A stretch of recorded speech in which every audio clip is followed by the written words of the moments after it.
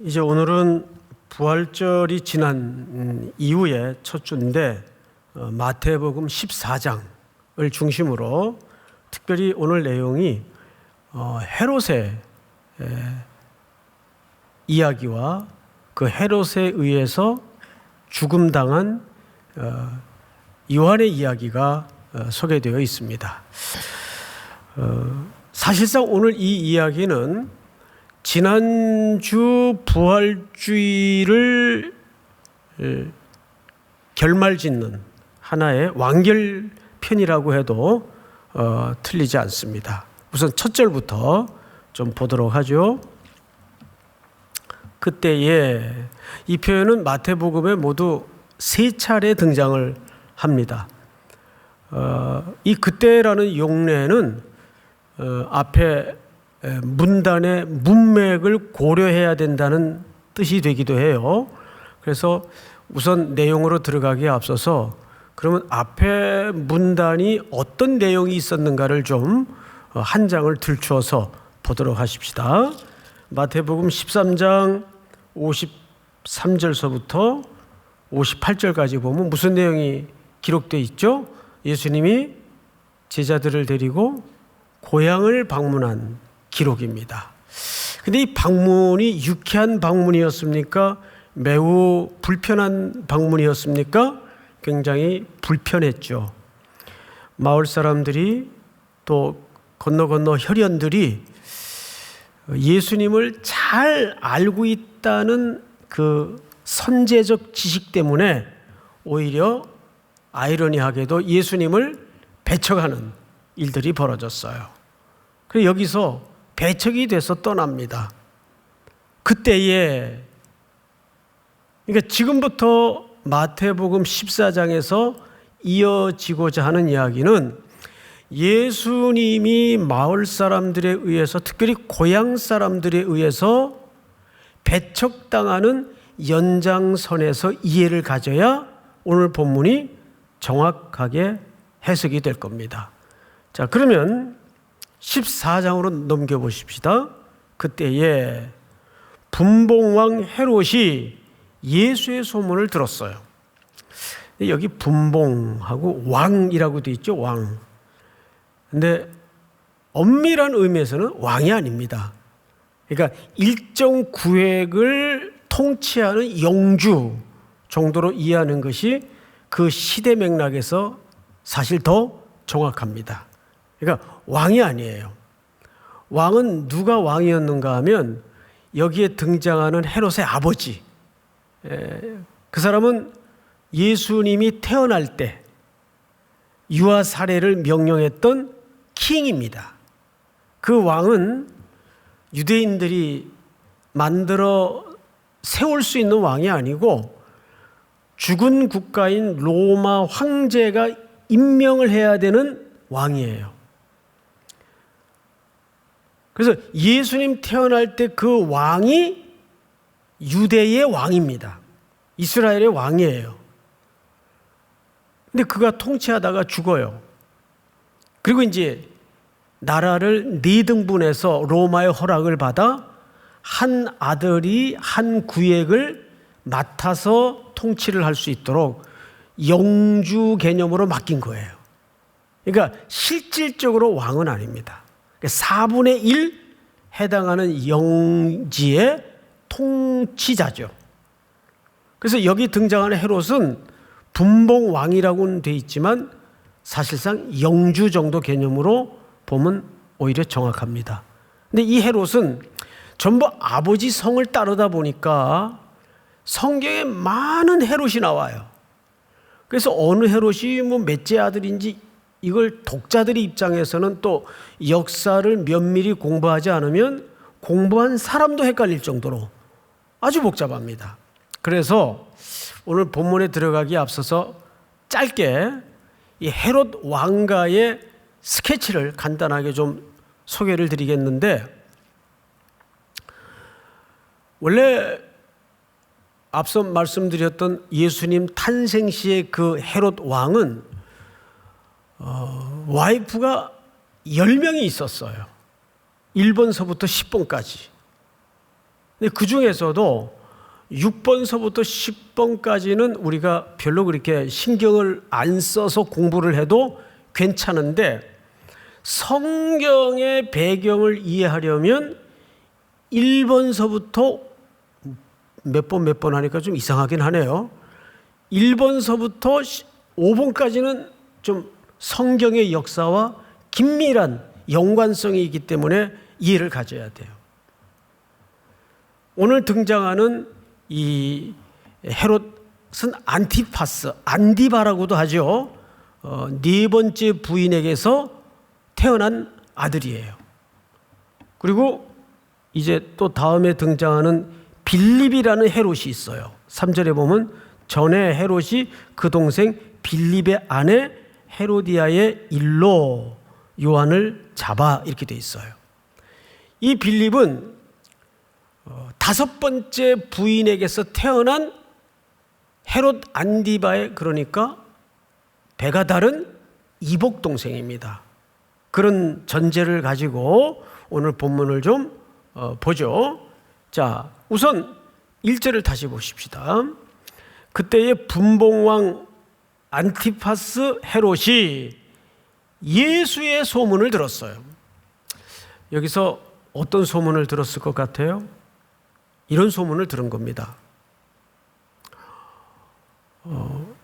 이때는 이미 세례 요한이 죽고 난 다음이에요. 그러니까 오늘 여기에 등장하는 세례 요한의 죽음의 기록은 헤롯의 기억 속에 소환이 된 내용을 기록한 겁니다. 우리도 이제 누구랑 이렇게 얘기를 하다가 이럴 때 있잖아요. 뭐 이러고 저러고 얘기를 하는데, 왜 저기 지난 해에 우리 어디 미얀마 선교 갔다가 그 만달라위에서 그 만났던 사람이 있잖아. 그때 그 사람 뭐 어디 다쳐가지고 다리를 절더라고. 그러니까 지금 대화를 하는데 이 대화를 더 공고하게 풍성히 스토리를 만들어가기 위해서 과거에 벌어졌던 일을 소환해서 기록을 한 내용이 세례 요한의 죽음의 내용이에요. 시간 순서가 아니에요. 자, 어떤 소문이 났는가 하면 세례 요한이 죽고 나서 이제 모든 민심이 누구에게로 쏠렸는가 하면 예수에게로 모아지고 쏠렸습니다. 병자를 고치고 기적을 행하고 말씀을 가르치는데 기가 막히게 말씀을 풀어 가르치고 죄인들하고 친구가 되고, 이 사람이다. 이 사람이야말로 우리가 기대하던 그 메시아일지도 모른다. 이제 6월절이 다가오고 있으니 뭔가 지금 이 절기를 통해서 우리 오랜 꿈이던 독립에 대한 어떤 액션이 일어날 것이다. 그런 심상치 않은 기대가 부풀어지고 모아지고 있던 때예요. 이걸 누가 들었다고요? 헤롯이 들은 거예요. 비록 분봉 왕이긴 하지만 신경이 쓰였을까요? 안 쓰였을까요? 신경이 쓰였죠. 게다가 이때 헤롯가에는 어떤 일들이 있었는가 하면 2절을 보십시오. 그 신하들에게, 헤롯이 말하는 거, 이제 예수님에 대한 소문을 듣고 그 신하들에게 이르되 이는 누구라? 세례 요한이라. 그가 죽은 자 가운데서 살아났으니 그러므로 이런 능력이 그 속에서 역사하는도다 하더라. 이 참 어처구니 없는, 자기도 무슨 말을 하는지 모른 채 진리를 드러내고 있어요. 그러니까 지금 이 헤롯의 의식 속에는 어떤 사실을 믿고 있는 거예요. 사람이 죽었다가 살아난다는 부활을 믿고 있는 거예요, 지금. 근데 그 얘기를 지금 헤롯이 자기도 모르고 하고 있어요. 예수님에게 사람이 모이고 예수님에게 능력이 나타나는 걸 보고 저건 틀림없이 세례 요한이구나 하면서 이런 생각을 한 겁니다. 내가 세례 요한을 죽였지만 그 영이 살아나서 저 예수라는 사람 속에 들어가서 역사하는구나. 근데 이게 얼마나 아이러니고 역설입니까? 왜냐하면 사람이 죽었다가 살아난다는 것을 누가 지금 역설하고 있어요? 헤롯이. 그런데 자기는 그것이 정말 진리를 얘기하고 있는지도 모르고 그냥 역설스럽게 하나님의 높으신 진리를 드러내고 있는 거예요. 근데 더 딱한 것은 그 진리에 서 있지 못하죠. 도구로만 쓰일 뿐이에요. 진리를 드러내는 도구로만. 성경에 보면 이런 아이러니가 참 많아요. 그러면서 이제 세례 요한에 대한 기억을 소환해냅니다. 그게 3절이에요. 3절을 우리 한번 같이 읽어볼까요? 시작. 전에 헤롯이 그 동생 빌립의 아내 헤로디아의 일로 요한을 잡아 결박하여 옥에 가두었으니. 이게 무슨 얘기냐 하면 헤롯은 원래 이 이름이 아레타스 왕국의 공주가 부인이에요. 헤롯의 부인은, 헤롯 안티파스는. 그런데 그 공주를 헤로디아하고 결혼을 새로 하려고 자기 나라로 쫓아버린 거예요. 유대 전쟁사, 유대 고대사에 보면. 그러니까 아르타스 왕국에서는 기분이 나쁘죠. 이럴 수가 있나 해서 그 아레타스 왕국의 군대를 일으켜서 유대를 침략을 합니다. 여기서 헤롯이 대패를 해요. 그 모습을 보면서 유대 백성들이 헤롯에게 뭐라고 조롱을 했는가 하면, 안 그래도 정통성에 컴플렉스가 있던 헤롯인데 그거 봐라, 못된 짓만 궁궐에 앉아가지고 골라서 하니까 멀쩡한 아내 내버리고 정권력에 붙잡혀서 헤로디아는 여러분 유대인들이면 누구나 꿈꾸는 하스몬조의 혈통을 가지고 있습니다.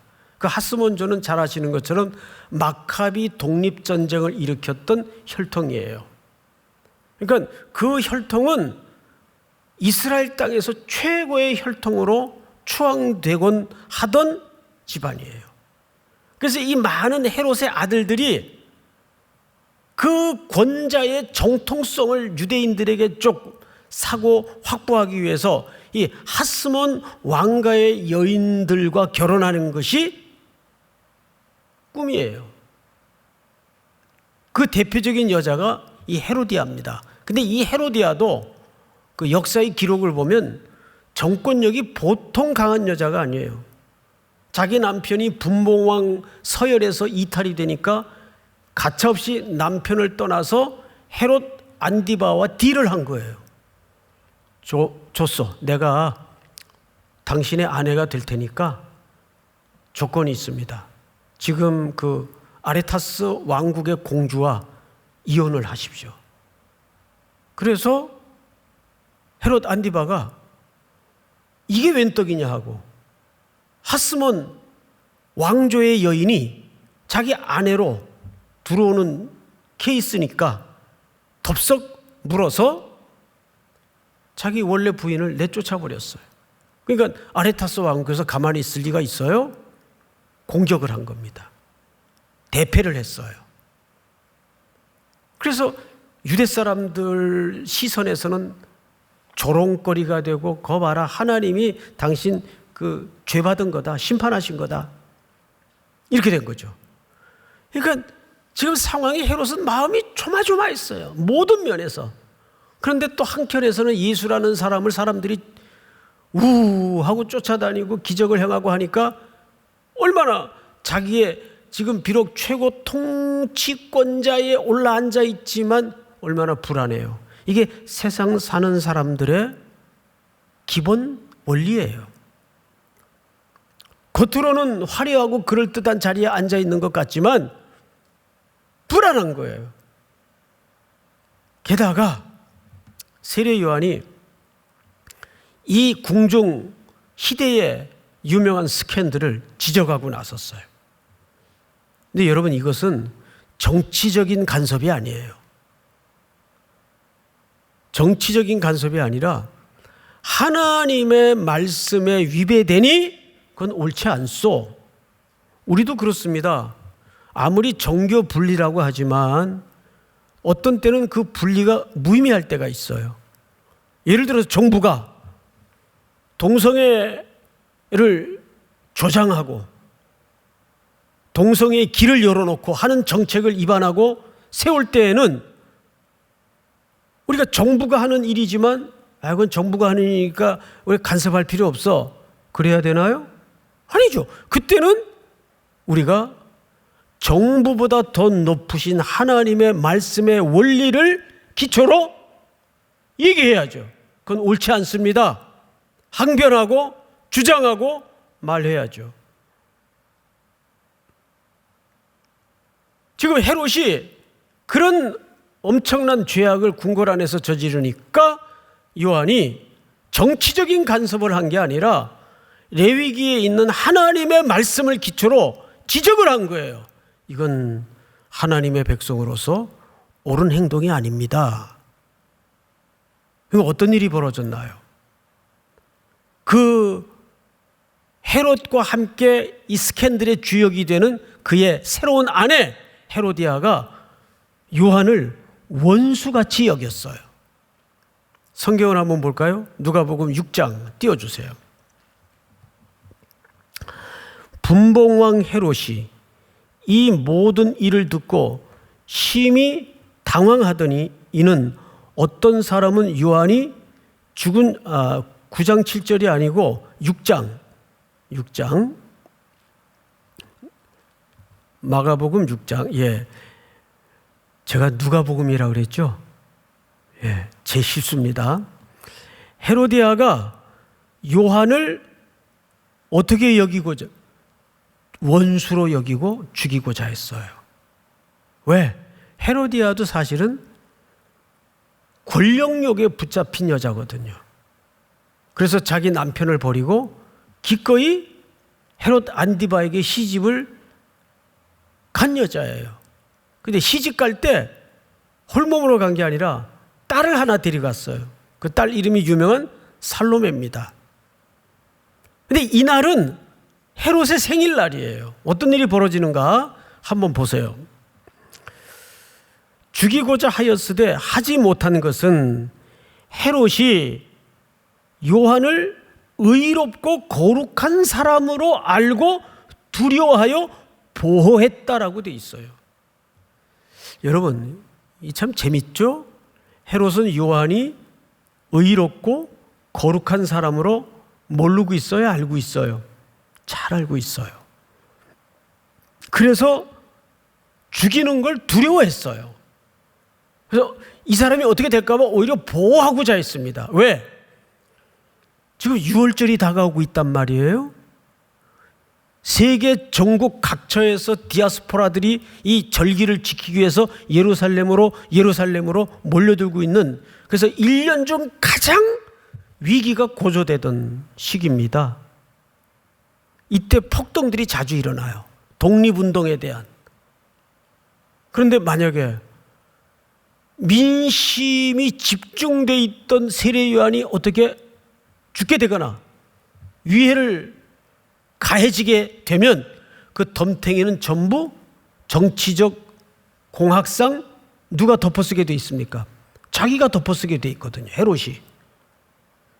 그러니까 의롭고 거룩한 사람인 줄 아는데도 석방도 못하고, 또 한켠 아내가 이 사람을 원수로 여겨요. 그러니까 뭐마련 강아지 모양 이러지도 못하고 저러지도 못하고. 여러분, 이것이 헤롯의 이중성이에요. 그런데 이 헤롯은 오늘날 현대인들의 자화상이기도 합니다. 노차니 아깝고 붙들고 있자니 양심의 가책이 되고 이런 거죠. 근데 사실 이런 내면의 갈등과 양면성이 우리 그리스도인들에게는 없나요? 많습니다. 굉장히 많아요. 그래서 이 헤롯의 이중성, 헤롯의 양면성은 현대인들의 자화상일 뿐만 아니라 우리 속에 저 은밀하게 밑바닥에 감추어진 또 하나의 들키고 싶지 않은 우리 자아상이기도 합니다. 성경을 좀 마저 읽어드릴게요. 또 그의 말을 들을 때 크게 번민을 하면서도 어떻게 들음이러라? 탈갑게 들었어요. 맞아. 저 사람 의로운 사람, 거룩한 사람 말처럼 저렇게 살아야 되는데 저 말이 맞는데, 그러면서도 번민을 해요. 어떡하나. 그런데도 그것을 놓지 못해요. 권력의 탐욕을 놓지 못하고 그 궁궐의 정점에서 누렸던 죄악의 해가 뜨고 지던 그 향락과 권력의 탐욕스러운 이 떡을 놓지 못하는 거예요. 번민했어요. 이것이 오늘 현대 그리스도인들 저 밑바닥에 감추어진 들키고 싶지 않은 또 하나의 얼굴이죠. 다음 줄을 한번 볼까요? 마침 기회가 좋은 날이 왔으니 곧 헤롯이 자기 생일에 대신들과 천부장들과 갈릴리의 귀인들, 이 갈릴리 귀인들이라는 것은 종교 지도자들을 망라한 계층을 얘기합니다. 로얄층이죠. 더불어 잔치할세, 생일날이에요. 헤로디아의 딸이 친히 들어와 춤을 추어 헤롯과 그와 함께 앉은 자들을 기쁘게 한지라 왕이 그 소녀에게 이르되 무엇이든지 네가 원하는 것을 내게 구하라. 내가 주리라. 이게 자기 와이프의 데리고 들어온 딸이죠. 다음 절. 또 맹세하기를 무엇이든지 네가 내게 구하면, 근데 이 맹세가 나중에 복수로 되어 있습니다. 여러 번 했다 그 말이에요. 내 나라의 절반까지라도 주리라 하거늘. 다음 절. 그가 나가서 자기 어머니 헤로디아죠, 어머니에게 말하되 내가 무엇을 구하면 좋겠습니까? 어머니가 대답합니다. 세례 요한의 머리를 구하라. 원수처럼 여겼으니까 이보다 더 좋은 기회는 없다. 세례 요한의 목을 구해라. 그럼 네게 여러 귀인들 앞에서 두 눈 시퍼렇게 뜨고 다 들은 그 사람들 앞에서 절대 자기 말을 변개시키지 못할 거다. 이게 유대인들의 아주 엄숙한 체면 문화예요. 한번 공개적인 자리에서 뱉은 말은 지켜야 돼요. 다음 절. 그가 곧 왕에게 급히 들어가 구하여 이르되 세례 요한이 머리를 소반에 얹어 곧 내게 주기를 원하옵나이다 하니. 다음 절 시작. 왕이 심히 근심하나 자기가 맹세한 것과 그 앉은 자들로 인하여 그를 거절할 수 없는지라. 보세요. 거절할 수 없죠. 맹세를 복수로 했어요. 다음 절. 왕이 곧 시병 하나를 보내어 요한의 머리를 가져오라 명하니 그 사람이 나가 옥에서 요한의 목을 베어. 다음 절. 다 같이 시작. 그 머리를 소반에 얹어다가 소녀에게 주니 소녀가 이것을 그 어머니에게 주니라. 요한의 제자들이 듣고 와서 시체를 가져다가 장사하니라. 여러분, 마지막 29절은 아주 중요한 마태복음에 비교되는 본문이 됩니다. 지금 우리는 마가복음을 읽었어요. 근데 누가복음에도 보면 요한의 제자들이 듣고 와서 시체를 가져다가 장례를 치렀다로 기록이 끝나요. 누가복음도 마가복음도 똑같이 그냥 시체를 가져다가 제자들이 장례를 치렀다로 끝나요. 그런데 누가와 마가의 기록과는 달리 오늘 마태는 여기에 중요한 덧붙인 문장이 하나 차별점을 이루고 있습니다. 뭐냐면 12절을 보세요. 14장 12절. 오늘 본문이죠. 우리 한번 전체 같이 읽겠습니다. 시작. 요한의 제자들이 와서 시체를 가져다가 장사하고 가서 예수께 아뢰니라. 네. 여러분 비교를 해보면 어느 문장이 하나 더 덧붙여져 있습니까? 어느 문장이 하나 더 덧붙여져 있는 것이 눈에 들어와야 돼요. 예. 다시 읽어드릴게요. 요한의 제자들이 와서 시체를 가져다가 장사하고, 여기까지는 마가나 누가나 다 똑같아요. 그런데 가서 누구에게 아뢰니라? 예수께 아뢰니라. 이거는 누가도 생략을 했고 마가도 생략을 했어요. 근데 마태만 이 기록을 덧붙여 놔요. 이거는 어쩌면 매우 미세한 차이인 것 같지만 오늘 이 세례 요한의 죽음의 사건을 결말짓는 굉장히 중요한 차이가 됩니다. 자, 이제 이 부분을 좀 집중적으로 남은 시간 같이 보도록 하겠습니다. 지금 요한의 제자들이 스승이 죽었다는 소식을 듣고 가서 장례를 치렀어요. 그런데 마태는 예수께 아뢰니라라는 덧붙인 문장을 기록을 해놨어요. 그러면 요한의 제자들이 성경의 기록상 예수께 몇 번 온 겁니까? 2번 온 거예요. 첫 번째 방문은 언제였죠? 마태복음 11장 우리 한번 그 부분을 살펴봤었어요. 다시 볼 필요는 없이 세례 요한이 체포가 됐어요. 궁궐 스캔들을 지적하는 바람에 감옥에 앉아 있는데 밖에서 예수님에 대한 소문이 자기가 기대하던 소문과는 달리 들어와요. 자기가 메시아인 것을 소개했고 보라 하나님의 어린 양이로다 자기가 소개했는데 자기가 기대하던 그 어린 양의 메시아의 그림이 아니에요. 세례 요한은 적어도 구약에 예언되었던 메시아가 오시면 당장 정의를 바로 세우시고 그동안 못된 짓 했던 악당들을 처단하고 사회 공의가 흘러가고 정의가 바로 세워지고 이런 대변혁의 일들이 벌어질 줄 알았어요. 그런데 살금살금 외부 소식이 제자들에 의해서 사람들에 의해서 들려지는데 뭐 죄인들 만나서 식사하시고 병자들 고치시고 가난한 자 찾아다니시고 뭐 계속 이런 일만 자꾸 하신다는 거예요. 그래서 헷갈렸어요. 세례 요한이. 제자들이 신방을 왔을 때 면회를 왔을 때 질문을 물어서 보내죠. 그 질문이 딱 하나예요. 오실 그이가 메시아를 얘기하는 거죠. 당신입니까? 우리가 다른 메시아를 기다려야 됩니까? 이 질문을 제자들에게 물려서 예수님에게 보낸 거예요. 그 예수님이 세례 요한이 보낸 제자들의 그 질문을 듣고 한 말이 있어요. 가서 너희 선생님에게 너희가 본 그대로 얘기해라.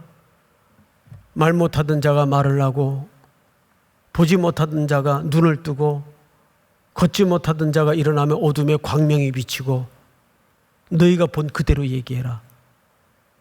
그러면서 돌려보낼 때 알 듯 모를 듯한 말을 함께 물려보냈어요.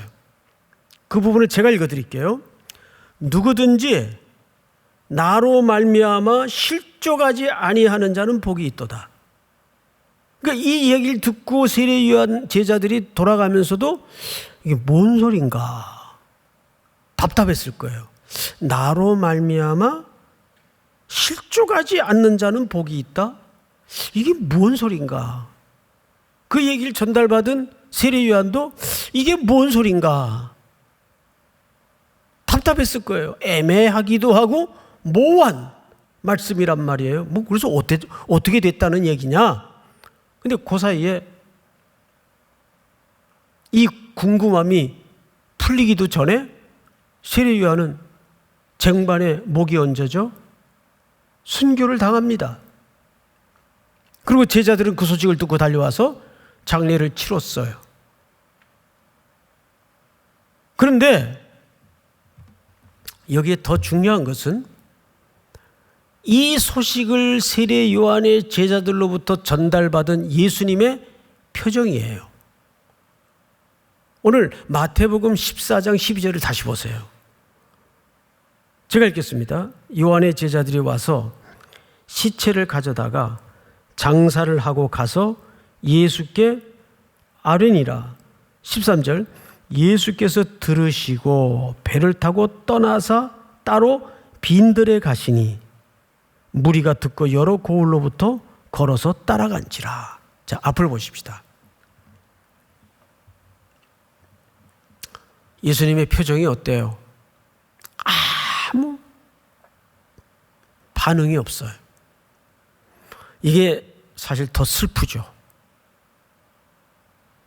아마 세례 요한의 제자들이 스승의 죽음을 예수께 찾아와서 두 번째 방문하여 말했을 때에는 이런 인간적인 기대가 없었을까요?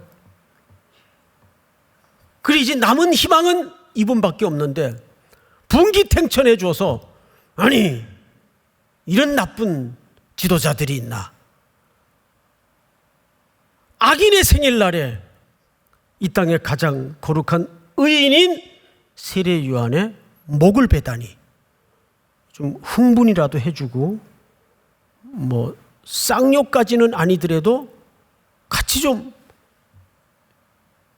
분을 내주면 그 슬픔이 위로가 될 텐데 아무 말씀이 없으세요. 게다가 더 중요한 것은 그냥 조용히 배 타고 다른 빈들로 나가십니다. 일행들은 걸어서 쫓아서 빈들까지 걸어가고. 자, 왜 그러실까요? 그 소식을 예수님이 들어놓고도 왜 그러실까요? 이 침묵의 스케치가 더 예수님에게는 아픈 모습이었을 거예요. 그러면 우리는 첫 번째, 세례 요한의 제자들은 무엇 때문에 이 이야기를 예수님에게 가서 하신 걸까? 한 걸까?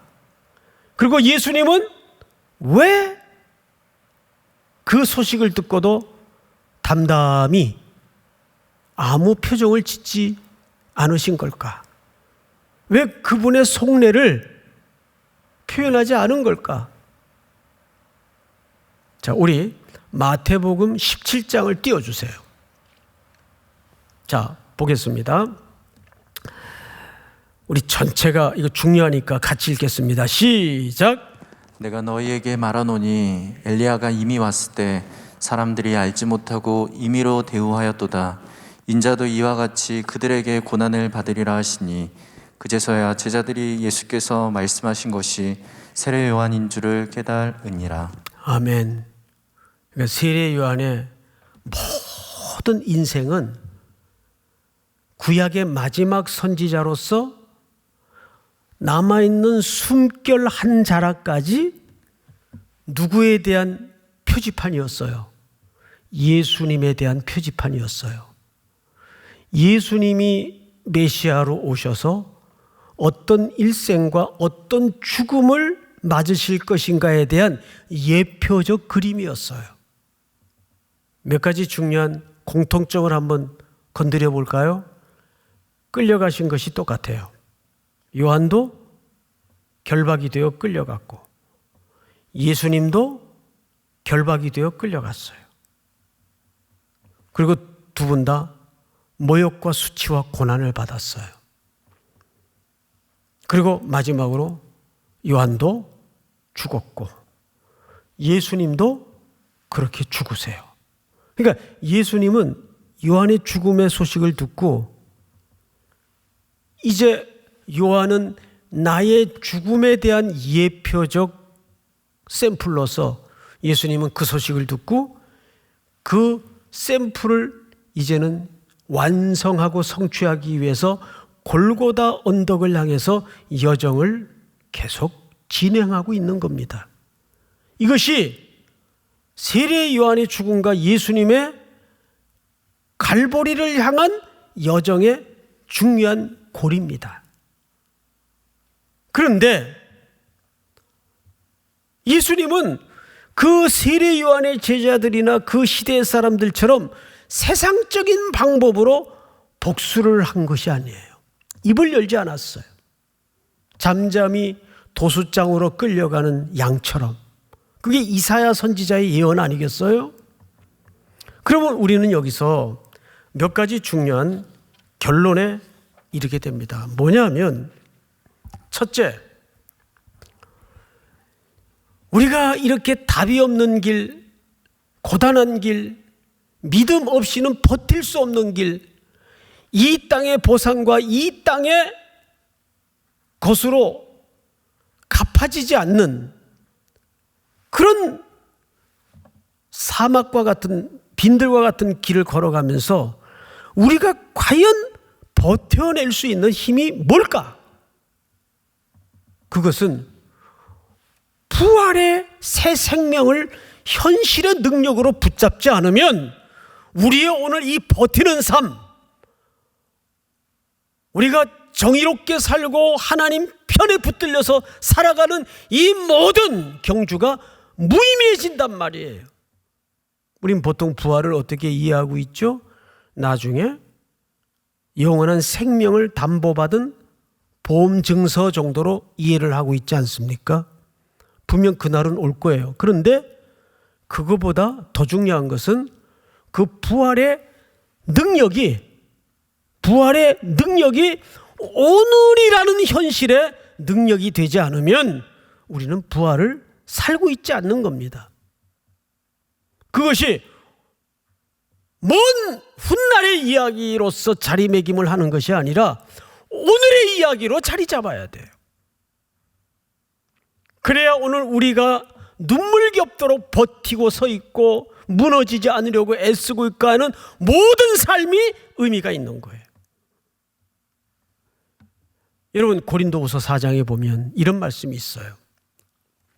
결론, 우리가 이 보배를 어디에 가졌어요? 질그릇에 가졌어요. 이 보배는 그리스도를 얘기하는 거예요. 질그릇은 누굽니까? 우리예요. 우리는 예수를 믿는 희망이 이거 아니에요? 적어도 질그릇 같은 나인 것은 내가 인정해. 그래서 나 같은 질그릇 같은 존재 예수님이 내주하시고 예수님이 내 안에 살아계신다면 그 질그릇, 이 보배를 모신 질그릇은 적어도 조금씩은 동으로 바뀌고 은그릇으로 바뀌고 뭐 금까지는 아니더라도 금메기 정도는 그릇이 바뀌어야 되지 않느냐. 이런 어떤 세상적 보상이 기독교가 말하는 것이냐 오해할 때가 있단 말이에요. 이거는 아닐까요? 질그릇 안에 보배가 담겨져 있다면 그 보배가 보배로서 온전히 드러나려면 질그릇이 깨져야 됩니다. 잘게 떨어져 나가고 깨져 나가야 보배가 드러나요. 정말 나는 철저히 헤롯 같은 존재요, 세례 요한을 죽이는 존재요, 헤로디아 같은 존재임을 매일매일 내 안에 짐승이 울듯 자기 자신을 향해서 절망해낼 때 그 질그릇은 깨지는 거예요. 그래야 누가 드러나요? 그리스도의 십자가. 그 십자가 앞에 서야 부활이 약속된다고요. 내가 그리스도와 함께 십자가에 못 박혔나니 이제는 내가 사는 것이 아니요 내 안에 그리스도께서 사는 것이라. 여러분, 고린도후서 4장을 다시 한번 볼까요? 우리가 이 보배를 질그릇에 가졌으니 이는 힘이 큰 능력은 하나님께 있고 우리에게 있지 아니함을 알게 하려 함이라. 우린 자꾸 어떻게 주장을 하고 우기냐 하면, 하나님, 내가 보배를 모셨으니 내 그릇을 좀 폼나게 바꿔주세요. 이게 뭡니까? 질그릇 질그릇도 다 여기저기 이빨이 빠져가지고 볼품이 없잖아요. 이런 그릇 세상에서 취급도 안 하고 안 쳐다보잖아요. 그러니까 은그릇 정도는 해줘야 되는 거 아니에요? 이런 아우성이 우리 속에 있는 거죠. 다음 절을 볼까요? 우리가 사방으로 우겨쌈을 당하여도 쌓이지 아니하며 답답한 일을 당하여도 낙심하지 아니하며 박해를 받아도 버림받지 아니하며 거꾸로뜨림을 당하여도 망하지 아니하고 우리가 항상 예수의 죽음을 몸에 짊어짐은 예수의 생명이 또한 우리 몸에 나타나게 하려 함이라. 다 같이 시작. 우리 살아있는 자가 항상 예수를 위하여 죽음에 넘겨짐은 예수의 생명이 또한 우리 죽을 육체에 나타나게 하려 함이라. 예수의 부활의 생명이 우리 죽을 육체와 우리 죽을 마땅할 삶의 능력과 실력과 보배로 드러나야 돼요. 그러려면 어떻게 해야 될까요? 부활이 먼 나라의 이야기나 훗날에 벌어질 일로 인식이 들어와서는 안 됩니다. 가장 현실은 예수의 부활의 생명이에요. 그 힘으로 오늘을 살아내야 되는데 우리는 자꾸 부활의 능력을 먼 나라의 이야기, 나중 이야기로만 치부한다는 데 문제가 있는 거죠. 사랑하는 우리 성도 여러분, 또 형제자매 여러분, 정말 예수의 부활이 여러분들에게 사는 능력이 될 수 있기를 축복합니다. 사는 진짜 힘이 될 수 있기를 축복합니다. 그래야 오늘의 내 공고한 삶이, 오늘의 내 고단한 여정이 의미가 있어지는 거예요. 할렐루야. 우리 다 같이 일어나셔서 338장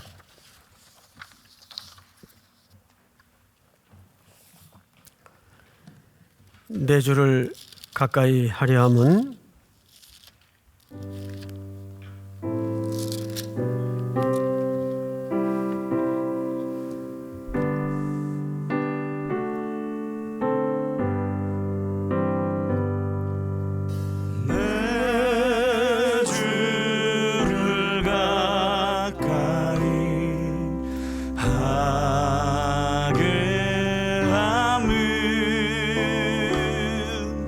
주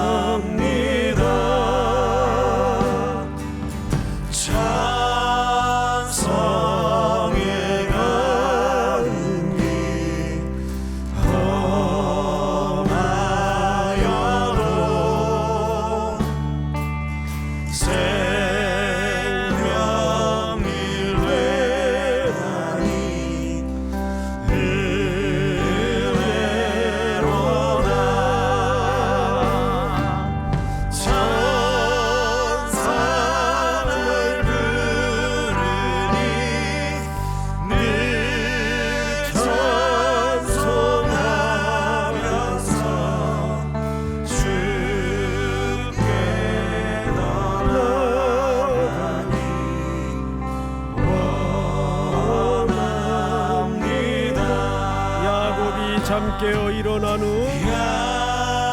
야곱이 잠 깨어 일어나니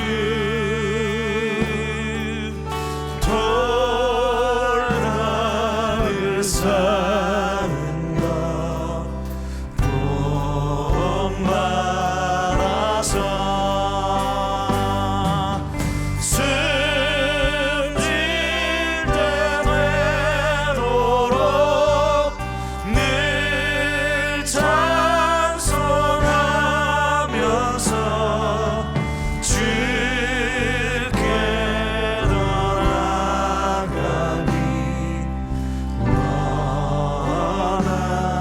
원합니다.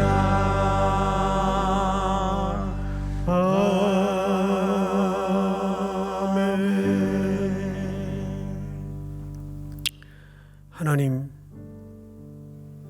세례 요한의 마지막 호흡까지 그리스도께서 걸어가신 길의 예표가 되었던 것처럼 우리의 남은 생의 마지막 한 걸음까지 다시 오실 주님의 예표가 되게 하시고 앞서 골고다를 향하신 주님의 좇는 제자의 걸음이 되도록 이끌어 주시옵소서. 세상은 캄캄하고 길도 안 보이고 답도 없지만 그 수많은 헤롯들 틈바구니에서 오늘도 부활의 새로운 능력으로 부활이 주시는 권능으로 또 한 주를 이겨낼 수 있도록 용기와 믿음을 새롭게 하여 주시옵소서. 어둠의 세력이 우리 성도들의 일상을 간섭하지 못하도록 도우시고 우로부터 임하시는 하나님의 능력과 성령의 세임이 한 주를 쭉 이끌어갈 수 있도록 함께하여 주시옵소서.